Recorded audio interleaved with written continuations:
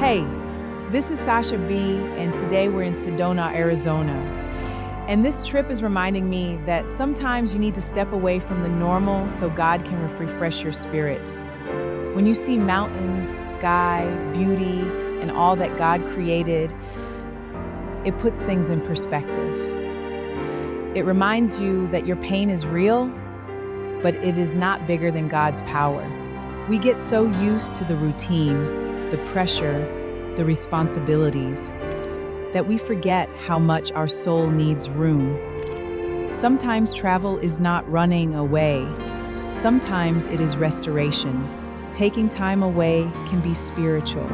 It can help you hear yourself again, hear God more clearly, and remember that healing is not just survival.